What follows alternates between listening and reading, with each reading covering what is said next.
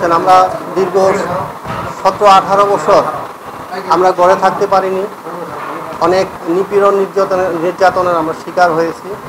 প্রায় শতাধিক মামলায় গেছি, 13-14 বার জেলে গেছি।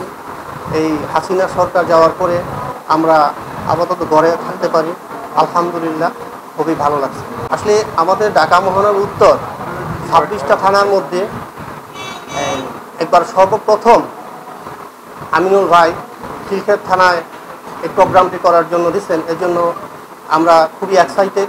এই প্রোগ্রামটা সফল করবো ইনশাআল্লাহ। আমাদের নেতৃবৃন্দকে সবাইকে সাথে নিয়ে একযোগে একসাথে কাজ করে যাচ্ছি।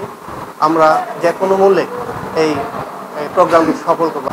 আসলে ভারতীয় যে সরকার, মোদী সরকার, তারা আসলে দেশে একটা স্বাধীন সার্বভৌমত্বের পূর্ণ গণতন্ত্র এই দেশে চলুক, প্রতিষ্ঠিত হোক, এটা কিন্তু তারা চায় না। বিগত দিনে আপনারা দেখেছেন শেখ হাসিনা সরকারের মাধ্যমে তাদেরকে ইন্ধন দিয়ে, তাদেরকে বিভিন্ন বুদ্ধি দিয়ে, বল দিয়ে কীভাবে দেশে একটা অস্থিতিশীল পরিবেশ তৈরি করেছে, দেশে একটা স্বৈর শাসন কায়েম করেছে।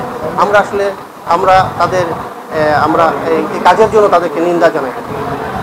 আমরা আসলে এই ভারতীয় পণ্য তারা যেভাবে আমাদেরকে দিয়ে আমাদের উজাড় করে নিচ্ছে, তাদের টাকা দিয়া একটা সিন্ডিকেটের মাধ্যমে বিগত দিন এই পণ্য বাংলাদেশে দিয়ে বাংলাদেশের অর্থ সম্পদ কিন্তু প্রচুর পরিমাণে মুদ্রা তারা নিয়েছে।